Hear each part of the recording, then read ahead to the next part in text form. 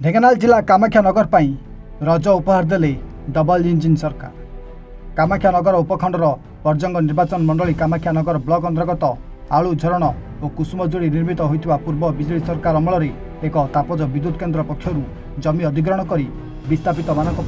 गृह निर्माण करते किंतु दुर्नीतिग्रस्त मंत्री विधायक और ओटीपीसीएल कर्मचारी हरिलुट कर कार्य नक फेरी जाते।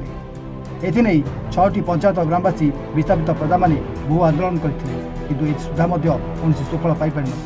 डबल इंजिन सरकार आसवा पर पर्जक विधायक विभूतिभूषण प्रधान विस्थापित जनसाधारण समस्या बुझी विधानसभा समस्या उपस्थापन करते जहाँफल रज उपलक्षे डबल इंजिन सरकार विस्थापित अंचलवासी को आलुमिनिया प्लांट निर्माण पर 1,28,000 कोटी टंकार प्रकल्प निमंते मुख्यमंत्री अध्यक्षतार एचएलसीए बैठक में गृहीत होगा पर वेदांत को हस्तांतर चुक्तिपत्र स्वाक्षर करथिबा फल कुमुसिया बीजेपी मंडल पक्षर खटुआहता पूर्त विभाग मंगल आयोजित साम्बादिक सम्मेलन में सूचना प्रदान कर बैठक में अनेक मान्यगण व्यक्ति उपस्थित रही बैठक को समापन करते।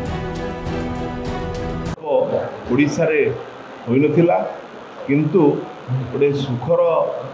मुहूर्त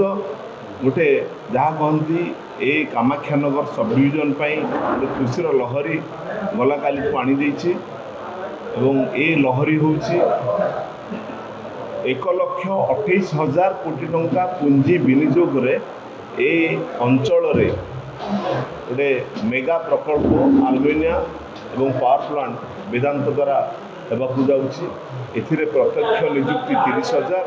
परोक्ष नियुक्ति 50,000 अधिक ए अंचलर विकास हो पारिपार्श्विक उन्नति घटिबो एवं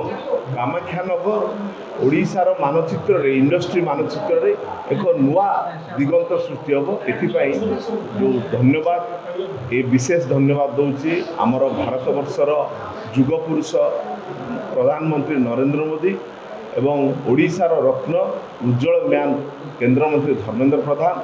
एवं ए अंचलर लड़ुआ विधायक मान्यवर विभूतिभूषण। ढेंकानाल कामाख्यानगर अक्षय नंदन रिपोर्ट।